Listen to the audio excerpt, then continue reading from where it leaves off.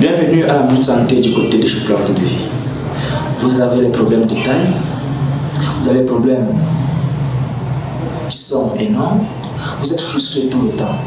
Aujourd'hui, Plante de Vie a mis sur pied le produit OpenSex qui fait ses merveilles, qui continue d'apporter la joie, de donner la joie au couple.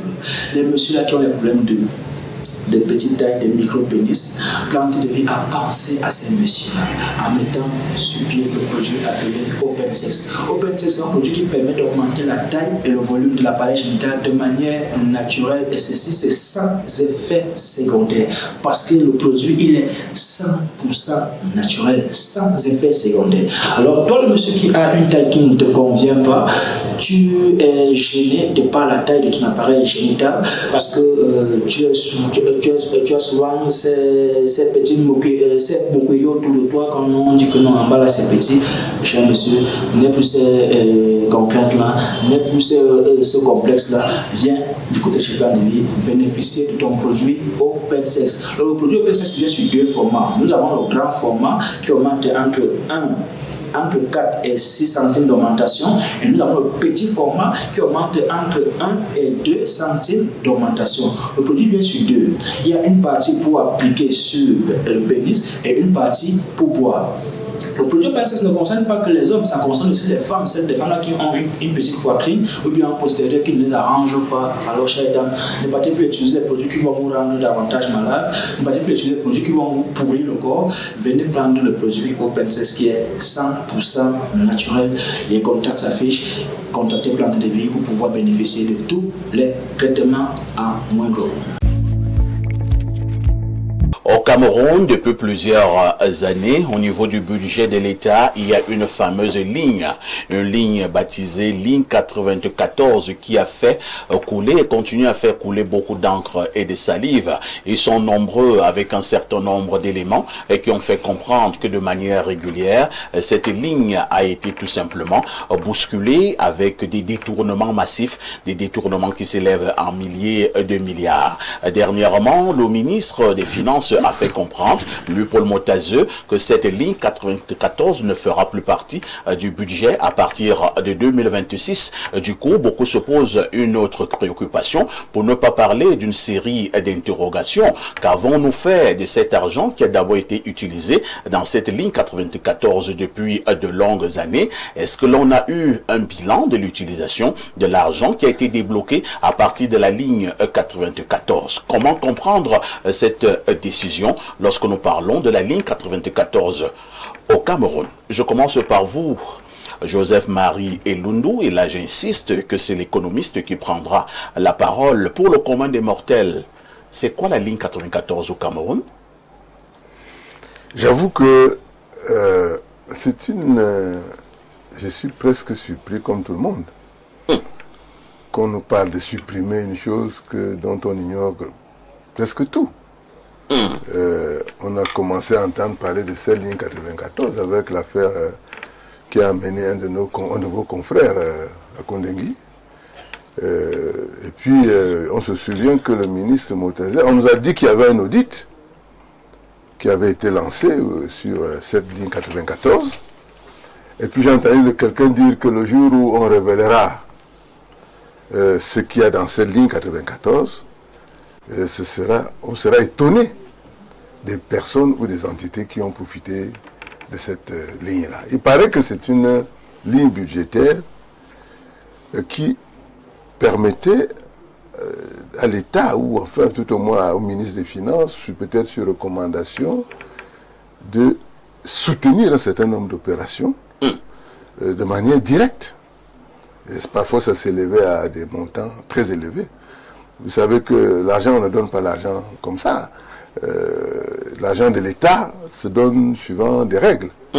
Des règles connues par les experts de la finance. Mais la ligne 94 semblait être une ligne occulte dont les décisions d'attribution n'étaient pas clairement établies. Vous voulez parler d'une certaine opacité? C'est une opacité certaine. Vous voulez parler d'un flou? Oui, c'est-à-dire que aujourd'hui, la première question, c'est qu'on nous dise pourquoi d'abord, qu'est-ce que c'était? Combien mettait-on dedans? Depuis combien d'années? Qu'est-ce qui justifie qu'aujourd'hui, on la supprime? Et pourquoi on en parle? Il y a plusieurs lignes. Hein? Dans un budget, il y a des lignes, je n'ai pas... Il y a une autre ligne presque de la même nature, oui. La ligne 65, voilà. La ligne 57. Voilà, ce sont des lignes qui sont un peu spéciales, qui ont ceci de particulier qu'elles ne sont pas soumises aux règles des finances publiques les plus connues par tous. Donc c'est des lignes occultes, opaques. Et aujourd'hui, il y a un problème. Alors, de manière claire, est-ce que vous voulez faire comprendre que c'est bien beau qu'on nous dise qu'on a supprimé la ligne, mais il est quand même question qu'on ait une lisibilité de ce qu'a été cette ligne depuis de longues années? Mais vous me posez là une question. Qui doit faire ce travail? Une question de fond. Le ministre des Finances est le patron de l'argent. C'est lui qui contrôle tout ce qu'il y a comme argent au Cameroun. Votre question a une réponse. Nous ne pouvons pas sortir d'une situation comme celle que nous vivons aujourd'hui, avec un pays qui est pratiquement à genoux sur le plan financier, et que l'on nous sorte comme ça du chapeau une décision du genre, on ferme la ligne 94. C'est quoi la ligne 94? Je ne sais pas si vous avez, moi je n'ai pas suivi la présentation au Parlement, je ne sais pas si ça a été clairement défini peut-être aux députés, je n'ai pas suivi, mais on doit absolument, étant donné que on parle de milliers de milliards, donc de l'argent du contribuable. Et nous sommes dans une situation aujourd'hui où on est en train d'aller s'endetter encore, où le pays n'a pas de trésorerie, de liquidité. Et puis on ferme une ligne. Peut-être qu'il y a lieu de... C'est comme quand, lorsque vous liquidez une société. On ne liquide pas une société par une phrase. On commet un audit. On voit que c'est sorti, c'est allé où? C'était quoi? Des dons? Des prêts? Des crédits? Quelle était la nature des fonds qui sortaient du compte 94? Quel que soit le cas, on devrait savoir où c'est parti. Quels sont les secteurs d'activité qui en ont profité? L'agriculture, l'industrie, l'éducation, l'élevage. Et combien? Les promoteurs, qui sont-ils? Est-ce qu'ils remboursent? Si on ferme, sans que l'on sache que deviennent ces milliers de milliards. On m'a dit qu'il y a des hôtels dedans, il y a tout dedans, des véhicules, je ne sais pas moi, des sociétés de transport. On m'a dit qu'il y a tout, c'est un fourre-tout. Des chaînes de télévision, hein, des apports à des personnalités plus ou moins visibles. Mais pourquoi ne nous en parle-t-on? Pourquoi ne nous donne-t-on pas la liste? Je vous ai dit que c'est ça qu'on appelle la mauvaise gouvernance. C'est-à-dire que là, c'est de la tricherie, c'est le vol, c'est le détournement de l'argent du peuple. C'est-à-dire que c'est un argent qui nous appartient. Et on ne peut pas fermer. Vous savez que dans ce pays, il y a eu deux grands scandales comme celui-là. Le premier, c'était les privatisations. On s'est arrêté un jour, on a fermé l'ONCPB, avec 277 milliards de poids, de francs lourds, avant la dévaluation. Avec 59 milliards de francs aux finances, dans les comptes de l'État, au trésor public. Personne ne vous dira ce que c'est devenu. C'est quand même scandaleux. On a entendu une fois l'affaire Eyoum, c'était quelques petits milliards. On peut fermer, on a caché tout ça, parce qu'on va vous cacher ça avec deux tondus, 3 pelés qu'on va mettre à Kondengi. Alors que derrière, ce n'est que vous n'avez là que la face visible de l'iceberg. Je pense que le ministre des Finances, s'il veut que l'on suive, s'il veut garder une certaine crédibilité, le gouvernement même, pendant ces temps derniers, nous vivons des choses extraordinaires. Nous avons vu l'autre jour une question de renationalisation. Des néons. Et il n'y avait pas le Premier ministre. Il y avait le ministre des Finances et le ministre de l'Eau. Quand on parle de renationaliser, nous ne sommes plus un simple problème de gestion d'une entreprise. Nous sommes au niveau de la stratégie globale de l'État. Pourquoi on ne voit pas le Premier ministre faire des sorties et nous dire que devient, pourquoi l'un compte, une ligne 94 disparaît comme par un coup de baguette magique? C'est compris. Sous Léono Yolo aussi, l'affaire n'avait pas éclaté il y a pratiquement 4 ou 3 ans, comme je le relevais tout à l'heure. Est-ce que le ministre Motazé allait se lever un bon matin et nous dit subitement déjà qu'il supprime la ligne 94? Je crois qu'il faut voir les choses autrement. La ligne 94 n'est pas supprimée. Ah bon? Non. Peut-être que l'intitulé est assez forcé. Pour dire la ligne 94 c'est fini. Il faut partir dès le départ. Je voudrais d'abord rejoindre le professeur Mathias Eric Ronandini qui a dit en tout temps, en tout lieu, depuis le gouvernement et puis la présidence à Ijo, on a soutenu, n'est-ce pas, les chefs d'entreprise. Il y a eu une expression qu'on avait créée, à savoir l'entrepôt fictif. À travers l'entrepôt fictif, n'est-ce pas, il y avait un certain nombre d'avantages. Vous dites fictif? Oui, l'entrepôt fictif, c'est-à-dire que... Ça veut dire quoi? Mais attendez, il y avait des bassements, il y avait des réductions de petits avantages qu'on obtenait à l'import, export, qui faisaient que parfois, quand vous importez, n'est-ce pas, la marchandise, il fallait l'écouler avant, n'est-ce pas, qu'on arrive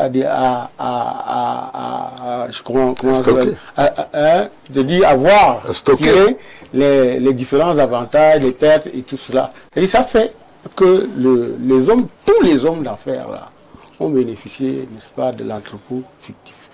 Donc en réalité, l'entrepôt fictif est l'ancêtre des lignes 94 et 65. En fait, ce ne sont même pas des lignes, c'est excessif, ce sont des chapitres. Il y a le chapitre 94 et le chapitre 65. Et au départ, le chapitre 94 aide, n'est-ce pas, aux investissements, tout comme le chapitre, son pendant, c'est le chapitre 65, qui aide au fonctionnement. Les deux ont un dénominateur commun qui s'appelle l'imprévision. C'est-à-dire que quand vous votez un budget, il y a des imprévus.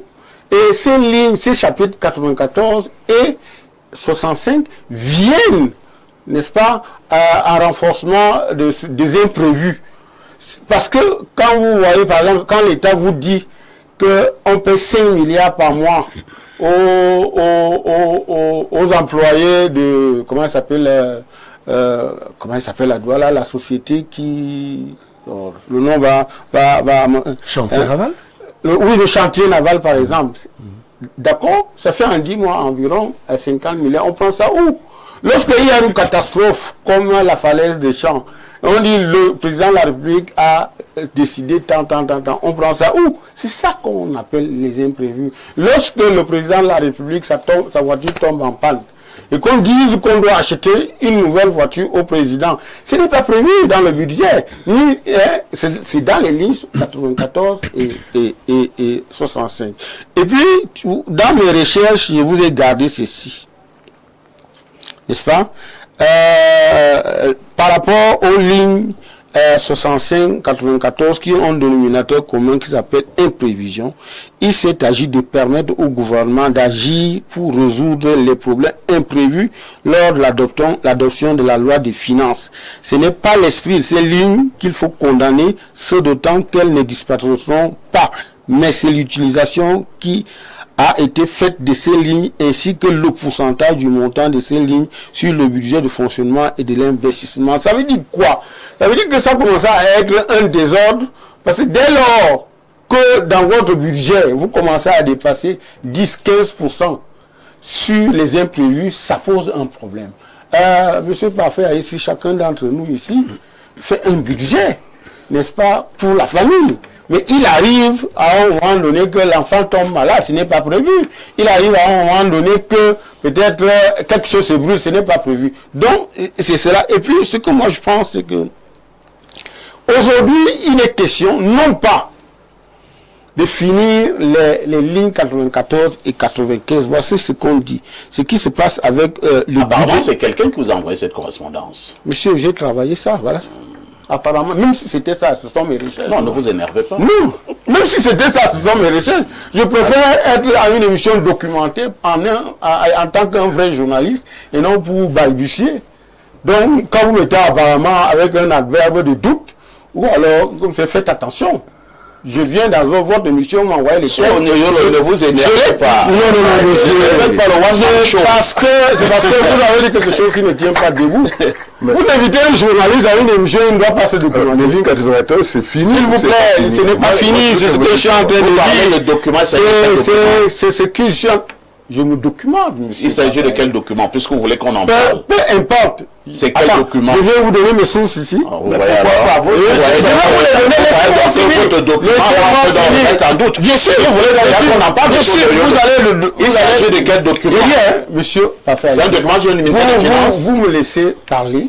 Et puis, vous les fois les jours bon, hein? La ligne est finie. Vous me laissez finir. Elle n'est pas finie. Vous me laissez finir. Vous avez laissé que la ligne n'est pas finie. Je suis en train de... Voilà. Essayez donc de lire encore ce que votre document nous dit. Voilà, voici ce que... On va dire merci à ce monsieur Cousin. Ouais, merci. Moi, mais je lui ai dit merci depuis, puisque je me suis documenté. Vous êtes le porte-parole. Oui, si vous voulez. Mais pourquoi pas? C'est ça le journaliste. Sous la Le journaliste est un porte-parole. Il recoupe les informations. Oh là là. Monsieur Aïssi, voici ce que mon document me dit. Ce qui se passe donc avec le budget 2020, c'est qu'on a dégrossi les lignes pour affecter les montants au ministère, et aux organismes qui utilisent souvent ces lignes. Et contrairement à ce que l'on croit, contradictoire. Pardon, c'est complètement... Tout ce que vous dites là n'a pas de place ici. Quel était le montant des lignes budgétaires? Des lignes 94. Que dit votre document? Que dit le document? Quel était le montant? Nous n'avons pas de montant. On a dégraissé. Je croyais que vous étiez un grand économiste. Mais ce n'est pas important de me dire comme ça. Ne me posez pas de questions. Je ne suis pas un grand économiste. Je vous dis que vous lisez un document qui est orienté pour une discussion qui n'est pas celle que nous avons ici sur la table. Monsieur Elundu, vous avez un document qui n'a rien à voir avec ce que je pense que c'est dans nos discussions. Est-ce que la ligne est finie ou la ligne n'est pas finie? Dites-le. Je suis en train de vous dire. Pourquoi vous n'écoutez pas? Non, vous ne m'écoutez pas. C'est un art. Vous êtes en train de dire qu'on est en train de dégraisser la ligne. C'est un art. C'était combien cette ligne? Écoutez, c'est un art. Je suis en train de vous écouter. C'est bien pour cela que vous posez des questions. Écoutez, c'est un art. Vous voulez comprendre? Monsieur, ce n'est pas un pipon entre vous. Je voudrais comprendre. Je pense que c'est parfait à Iski moderne. Non, je peux pas. Laissez-moi parler, on vous écoute. Si vous voulez pas faire, c'est la même chose. Non, vous pouvez. Je ne vous interromps pas. Je suis civilisé, je respecte votre bar. Laissez-moi parler. Laissez-moi parler. Je vous repasse la parole. Chuton. Merci. Parfait ici, jusqu'à maintenant. J'ai choisi de ne pas entrer dans les prises de parole de vous parce que allez-y sous les gagnants en temps. Voilà. Je suis en train de dire ceci. Oui. Les lignes 94 et 65 ne sont pas finies.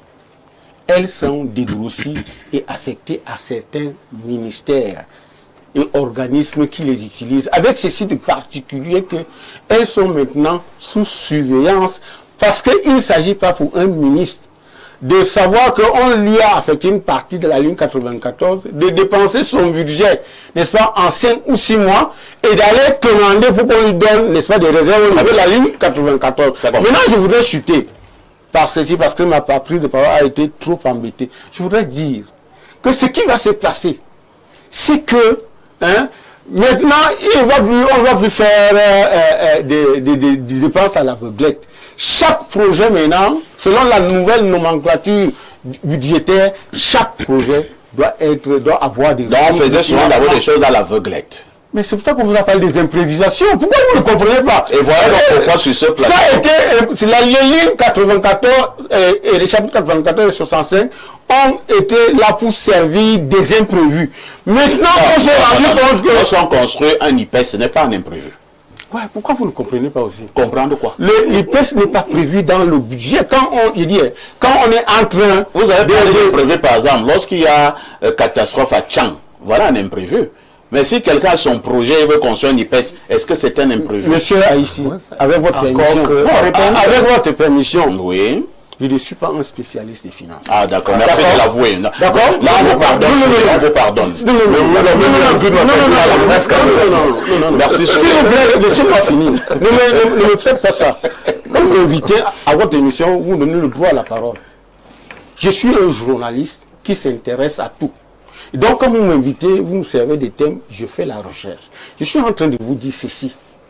Voilà ce qui a été des lignes 94, des chapitres 94 et 65. Merci. Mais aujourd'hui, il s'agit simplement que qu'on puisse rendre tout projet, programme bancable dans la nouvelle nomenclature, n'est-ce pas, on vous a compris. Du budget. On va pas. Alors, si on ne peut pas comprendre ça, on ne peut pas comprendre ça, on a compris.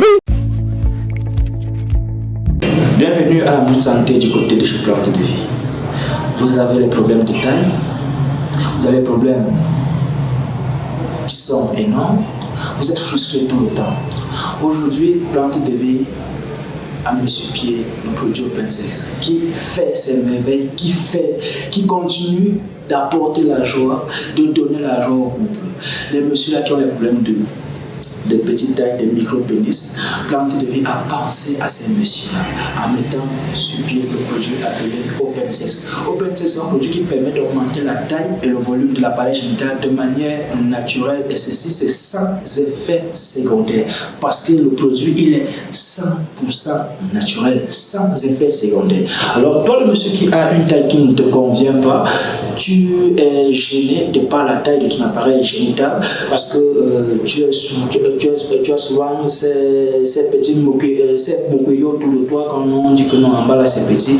Cher monsieur, n'est plus ces contraintes là, n'est plus ce complexe là. Viens du côté de chez Plante de Vie bénéficier de ton produit OpenSex. Le produit OpenSex vient sur deux formats. Nous avons le grand format qui augmente entre 4 et 6 centimes d'augmentation, et nous avons le petit format qui augmente entre 1 et 2 centimes d'augmentation. Le produit vient sur deux. Il y a une partie pour appliquer sur le pénis et une partie pour boire. Le produit OpenSex ne concerne pas que les hommes, ça concerne aussi les femmes, celles des femmes-là qui ont une petite poitrine ou bien un postérieur qui ne les arrange pas. Alors, chers dames, ne partez plus utiliser des produits qui vont vous rendre davantage malade, ne partez plus utiliser des produits qui vont vous pourrir le corps. Venez prendre le produit OpenSex qui est 100% naturel. Les contacts s'affichent. Contactez Plante de Vie pour pouvoir bénéficier de tous les traitements à moindre coût.